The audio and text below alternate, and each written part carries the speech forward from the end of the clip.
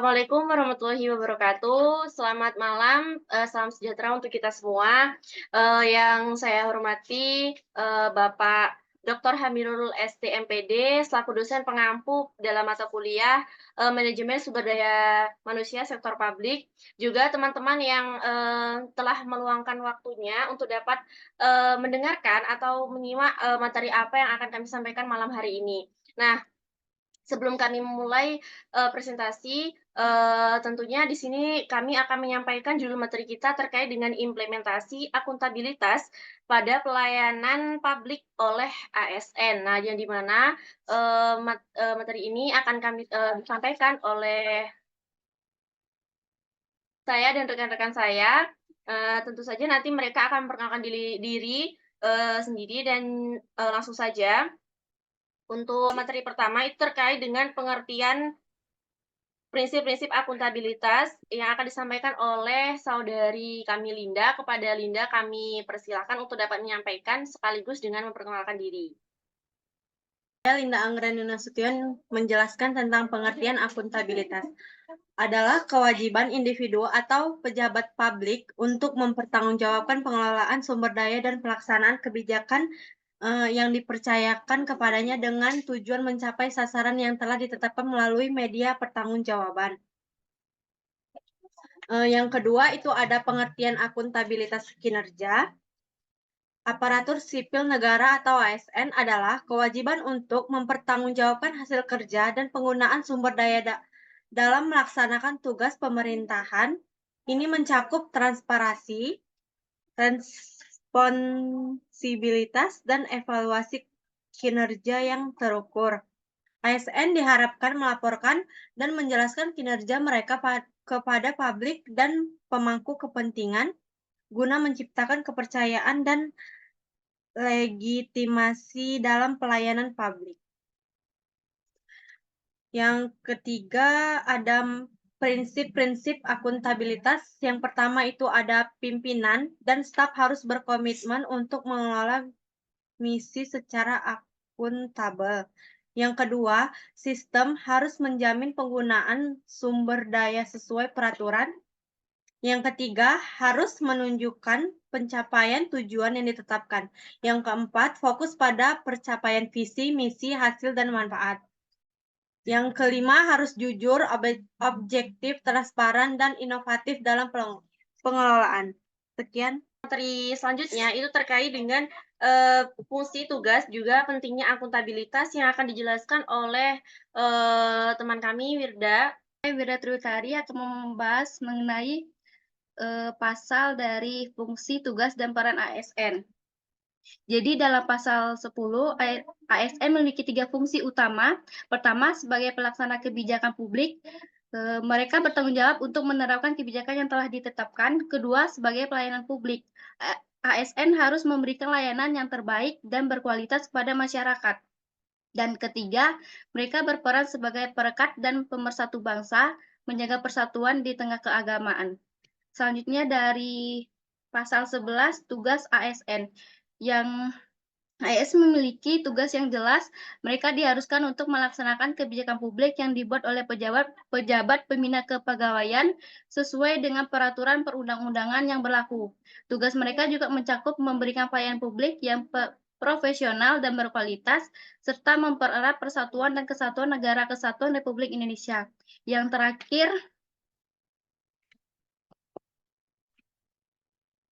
terakhir dalam pasal 12, ASN berperan sebagai perencanaan, pelaksanaan, dan pengawas dalam penyelenggaraan tugas umum pemerintahan dan pembangunan nasional. Mereka harus melaksanakan kebijakan dan pelayanan publik dengan profesional, bebas dari intervensi politik, serta bersih dari praktik korupsi, kolusi, dan nepotisme atau sering disingkat dengan KKN. Dengan demikian, ASN ini memiliki peran yang sangat penting dalam menjaga dan meningkatkan kualitas pelayanan publik serta memperkuat integritas bangsa. Lalu, membahas tentang pentingnya akuntabilitas ASN. Di sini ada 4. Yang pertama,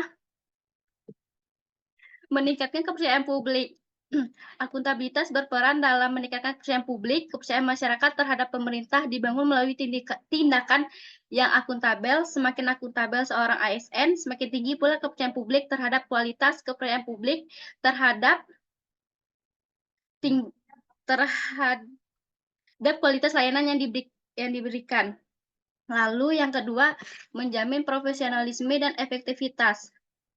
Di sini dengan adanya akuntabilitas, ASN didorong untuk bekerja lebih disiplin, profesional, dan tindakan yang diambil harus terukur dan mampu dipertanggungjawabkan sehingga kinerja ASN dapat terus ditingkatkan. Yang ketiga, mencegah korupsi dan penyalahgunaan wewenang. Di sini sikap akutabel menjadi tameng alami untuk mencegah tindakan korupsi, kolusi dan nepotisme atau KKN. Dengan adanya transparansi, peluang untuk melakukan pelanggaran akan semakin kecil sehingga integritas ASN dapat terjaga. Yang terakhir, memperbaiki kinerja organisasi. Ini organisasi pemerintahan yang dibangun atas prinsip akuntabilitas akan terus memperbaiki dirinya berdasarkan evaluasi kinerja yang transparan dan objektif. Hal ini akan menciptakan lingkungan kerja yang lebih baik dan meningkatkan kualitas pelayanan kepada masyarakat. Sekian dari saya.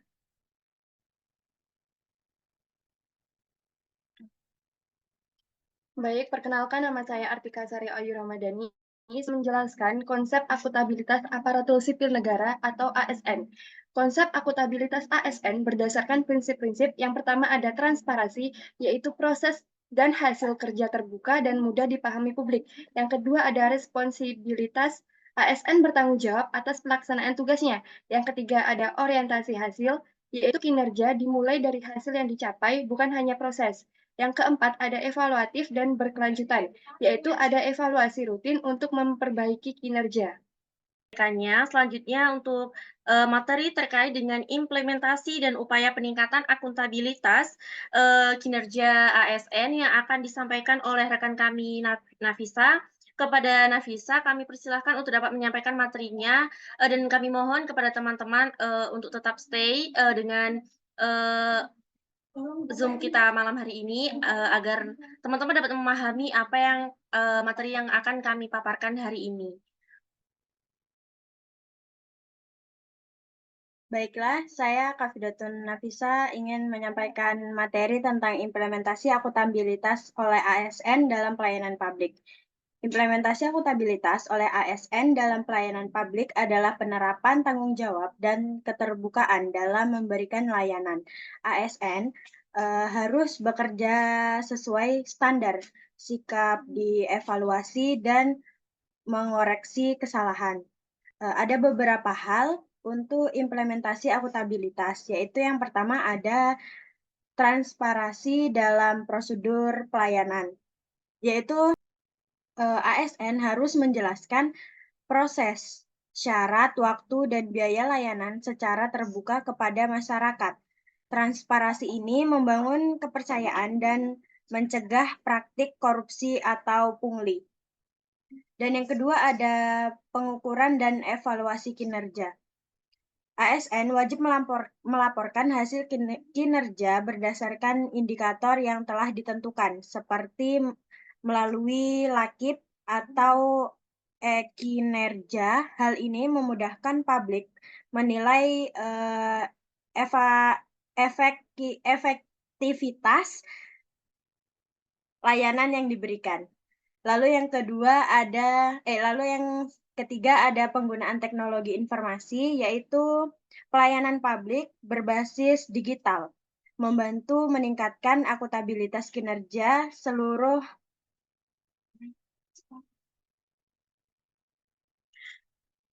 Maaf, saya akan melanjutkan. Yang ketiga itu saya ulangi, penggunaan teknologi informasi, yaitu pelayanan publik berbasis digital, membantu meningkatkan akuntabilitas karena seluruh proses dapat direkam, diawasi, dan dievaluasi secara real time. Yang terakhir ada mekanisme pengaduan dan tindak lanjut. Mekanisme pengaduan dan tindak lanjut adanya saluran pengaduan syarat, kontak, saran, media sosial. yang resmi, memungkinkan masyarakat menyuarakan keluhan yang harus ditindaklanjuti oleh ASN. Mungkin sekian dari saya, terima kasih.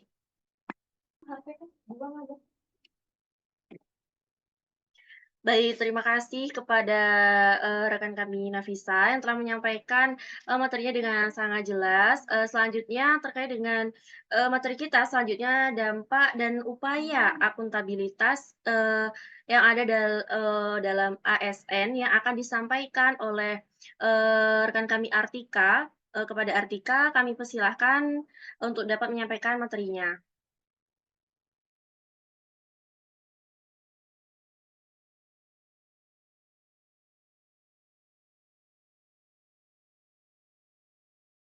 Baik, perkenalkan nama saya Artika. Saya akan menjelaskan dampak dan upaya akuntabilitas ASN. Dampak akuntabilitas kinerja ASN yaitu yang pertama peningkatan kerja ASN yang akuntabel menunjukkan hasil yang lebih terukur dan efisien. Yang kedua, transparansi dan kepercayaan publik mendorong keterbukaan informasi dan meningkatkan kepercayaan masyarakat. Yang ketiga, penguatan etika birokrasi membuat ASN lebih bertanggung jawab dalam menjalankan tugas. Yang keempat, ada kontrol dan pengawasan yang baik membantu pimpinan dalam mengawasi kinerja ASN. Upaya peningkatan akuntabilitas kinerja ASN yaitu yang pertama ada penguatan pelatihan etika dan teknologi. Yang kedua, reformasi birokrasi berdasarkan prinsip merit. Yang ketiga, pengawasan dan evaluasi independen berbasis data. Yang keempat, penguatan peran masyarakat dalam mengawasi layanan publik. Baik, terima kasih, rekan kami Artika. Nah, untuk materi selanjutnya masih ada, tantangan dan juga solusi akuntabilitas kinerja oleh ASN yang akan disampaikan oleh teman kami Aurel. Kepada Aurel kami persilahkan untuk dapat menyampaikan materinya. Sekali lagi kami mohon kepada teman-teman untuk tetap stay, karena, setelah ini akan ada studi kasus, mungkin bisa dikatakan menarik. Jadi teman-teman, bisa menyimak dengan baik apa yang akan saya sampaikan nanti. Baik, silahkan kepada Aurel. Aurel Salsabila, saya ingin menambah, membahas tentang tantangan dan solusi dalam akuntabilitas kinerja aparatur sipil negara ASN. Tantangan akuntabilitas kinerja ASN yaitu yang pertama, budaya kerja yang kurang berorientasi kinerja. Maksudnya, banyak ASN masih berorientasi pada rutinitas administrasi daripada pencapaian hasil kerja nyata. Yang kedua, kurangnya pemahaman atas sistem kinerja. Tidak semua ASN memahami sistem tidak semua ASN memahami sistem manajemen kinerja seperti perjanjian kinerja, SKP atau sasaran kinerja pegawai dan LAKIP yang dimana artinya laporan akuntabilitas kinerja instansi pemerintah. Yang ketiga, minimnya evaluasi kinerja yang objektif, penilaian kinerja ASN cenderung formalitas dan tidak mencerminkan kontribusi nyata terhadap organisasi. Yang keempat, rendahnya komitmen pimpinan dalam mendorong akuntabilitas. Beberapa pemimpin tidak memberi contoh atau dukungan nyata dalam membangun sistem kinerja yang baik. Yang kelima, keterbatasan teknologi dan integrasi data, sistem informasi, manajemen kinerja yang belum optimal dan belum terintegrasi antar unit kerja. Ada beberapa solusi untuk meningkatkan akuntabilitas kinerja ASN. Yang pertama, penguatan budaya kinerja. Maksudnya, menanamkan nilai-nilai profesionalisme dan integritas melalui pelatihan dan teladan pimpinan. Yang kedua, peningkatan kompetensi ASN, maksudnya pelatihan berkala mengenai manajemen kinerja, indikator kinerja, dan pelaporan kinerja. Yang ketiga, implementasi penilaian berbasis kinerja nyata, mengoptimalkan SKP dan kinerja sebagai alat ukur yang objektif dan terukur. Yang keempat, kepemimpinan yang mendukung reformasi birokrasi. Pimpinan unit kerja harus menjadi motor perubahan dalam pelaksanaan kinerja yang akuntabel. Yang kelima, pemanfaatan teknologi informasi. Maksudnya mengembangkan dan mengintegrasikan sistem informasi kinerja ASN yang transparan. Sekian, terima kasih.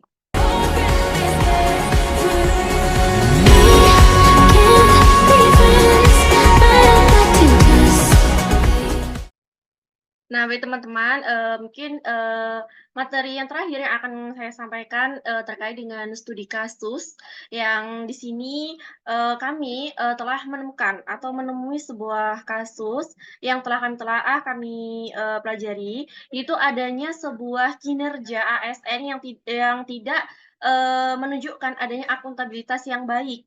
Nah, yakni di tahun 2022 Dinas Dukcapil Kabupaten Sleman itu menerima banyak kritikan ataupun keluhan terkait dengan keterlambatan dalam proses perekaman atau pembuatan sebuah EKTP.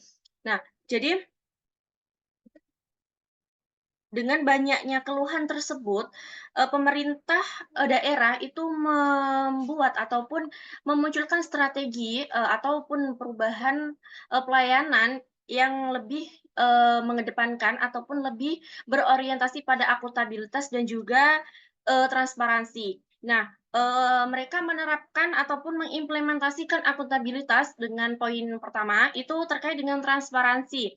Nah, implementasi akuntabilitas melalui transparansi. Nah, bisa dilakukan melalui informasi prosedur layanan, persyaratan dokumen, dan juga waktu penyelesaian itu dipublikasikan melalui media sosial dan juga website resmi dari instansi tersebut. Artinya, prosedur pelayanan yang ada di Dinas Dukcapil tersebut itu dipublikasikan sehingga masyarakat luas, baik di pelosok, itu dapat mengakses informasi tersebut meskipun berbeda jarak ataupun dalam jarak tempuh yang sangat jauh.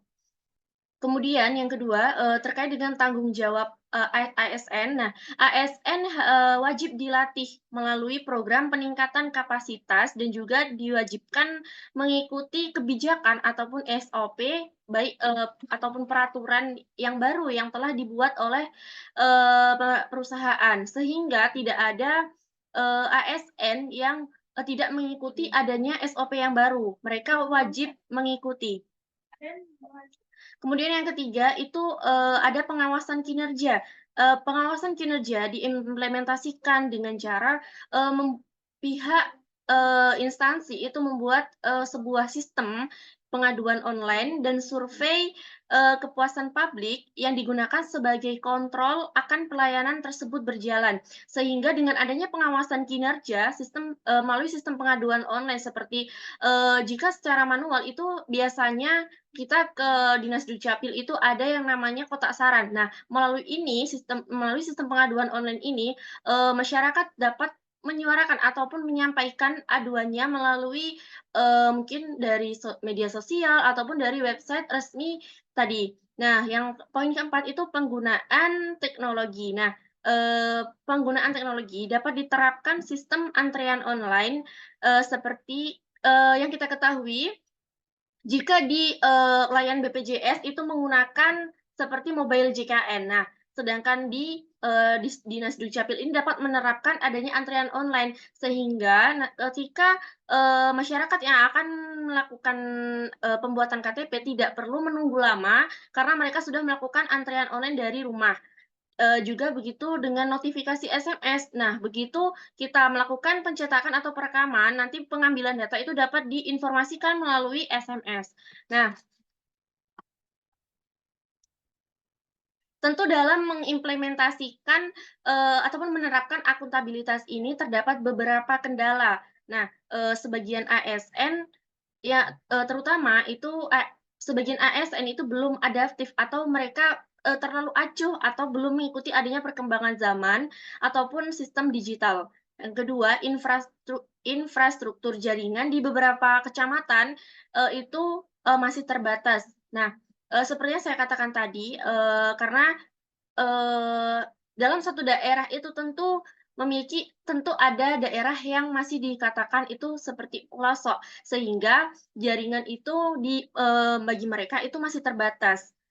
Nah, kemudian, tantangan ketiga, kendala ketiga itu, terkait dengan perubahan budaya kinerja, itu membutuhkan waktu dan juga pendampingan.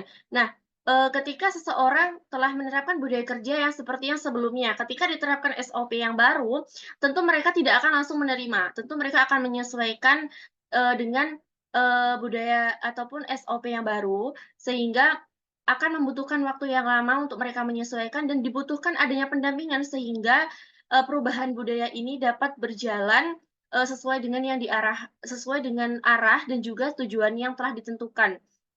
Nah, dari kendala tersebut tentu ada upaya yang dapat dilakukan untuk, meminimalisir ataupun mengatasi kendala tersebut.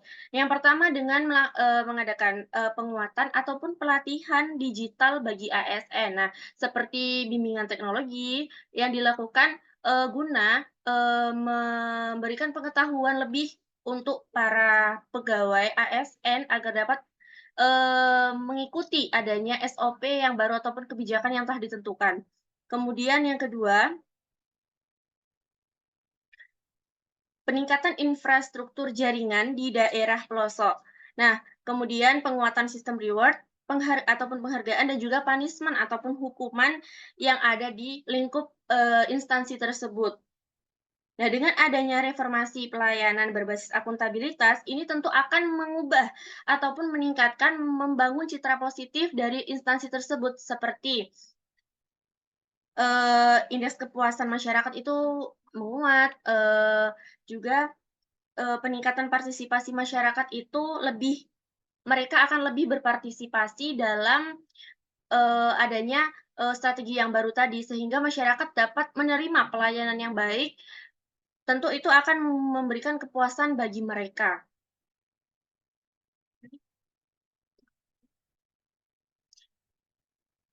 Nah, mungkin, itu tadi studi kasus yang saya sampaikan. Mungkin, dari, teman-teman ataupun audiens yang saat ini sedang melihat ataupun bergabung dalam Zoom kami, boleh disampaikan apa yang, masih, menjadi pertanyaan, boleh disampaikan, jika ada, tanggapan ataupun saran, boleh disampaikan.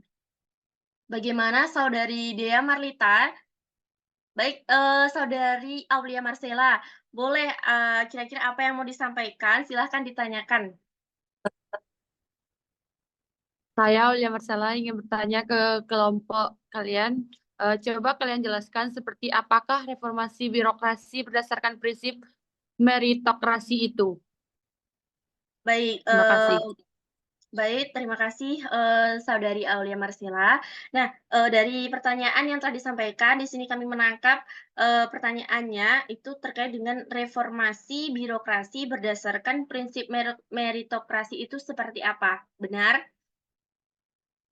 Nah, reformasi birokrasi itu berdasarkan, prinsip meritokrasi adalah upaya untuk memastikan bahwa di dalam pengelolaan dan juga pengambilan suatu keputusan di dalam suatu organisasi pemerintah, semua individu diperlakukan berdasarkan kemampuan dan prestasi mereka.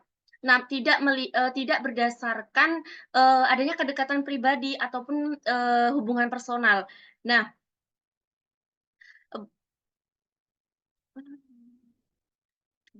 Nah, prinsip ini bertujuan untuk menciptakan, sebuah lingkungan kerja yang dinilai adil dan juga transparan, di mana setiap orang itu memiliki kesempatan yang sama untuk dapat berkembang dan berkontribusi dalam, urusan pemerintahan. Dalam konteks reformasi birokrasi, hal ini berarti bahwa proses rekrutmen itu proses rekrutmen, promosi, dan juga penempatan jabatan harus dilakukan, eee, dengan cara yang objektif, juga berdasarkan kriteria yang telah ditentukan. Dengan menerapkan prinsip meritokrasi, diharapkan akan muncul pejabat-pejabat publik yang lebih kompeten dan profesional karena, tentu tadi seperti yang saya katakan bahwa meritokrasi itu merupakan sistem yang digunakan untuk memilih orang-orang, ataupun pejabat publik dengan, mereka itu sesuai dengan keahlian mereka, tidak berdasarkan hubungan personal. Nah, selain itu, sistem ini juga dapat meningkatkan motivasi di kalangan pegawai karena mereka tahu bahwa usaha dan prestasi mereka itu akan dihargai, tidak sia-sia. Namun untuk mencapai reformasi birokrasi yang berbasis dengan meritokrasi itu diperlukan komitmen yang kuat dari para pemimpin dan pengambil keputusan. Mereka harus menciptakan sebuah budaya organisasi yang bisa dikatakan itu berprestasi dan di mana ada mekanisme untuk mengatasi masalah yang muncul seperti diskriminasi ataupun ketidakadilan terhadap pegawai-pegawai tersebut. Dengan demikian, reformasi birokrasi yang berbasis prinsip meritokrasi itu dapat menciptakan sebuah sistem pemerintahan yang lebih baik daripada sebelumnya dan lebih responsif, lebih akuntabel kepada masyarakat. Karena seperti yang kita temui, itu saat ini masih banyak untuk dalam perekrutan pegawai itu masih mengandalkan KKN, di mana prinsip meritokrasi ini sangat dikesampingkan. Nah, oleh karena itu, dengan prinsip ini, bagaimana kita harus diperlukan adanya komitmen yang kuat dari para pemimpin dalam mengambil keputusan sehingga nanti ke bawahnya itu tidak terjadi secara terus-menerus sehingga meritokrasi dapat diterapkan di negara kita secara baik dan benar. Mungkin itu saja jawaban dari saya. Bagaimana oleh Marcella, apakah dapat memahami apa yang telah kami sampaikan? Sudah Nah, jelas. baik, terima kasih. Nah, mungkin kami di sini karena waktu tinggal beberapa menit lagi, mungkin cukup satu pertanyaan yang telah kami jawab tadi. Nah, di sini langsung saja kami akan menyampaikan kesimpulan dari presentasi kami malam hari ini. Nah, jadi akuntabilitas kinerja ASN itu merupakan bagian integral dari prinsip goal governance yang menuntut adanya transparansi, nah, tanggung jawab dan juga integritas dalam penyelenggaraan pelayanan publik. Nah, ASN sebagai pelaksana kebijakan dan pelayanan jadi ASN sebagai pelaksana kebijakan dan pelayanan masyarakat memiliki tanggung jawab moral, hukum, dan juga administratif, serta profesionalisme untuk mempertanggungjawabkan segala sesuatu tindakannya, hak dalam penggunaan sumber daya negara maupun dalam pencapaian target kinerja. Nah, sekian presentasi dari kelompok kami. Kami ucapkan terima kasih kepada audiens yang telah bersedia meluangkan waktunya untuk dapat bergabung dalam Zoom kita malam ini. Semoga apa yang kami sampaikan dapat dipahami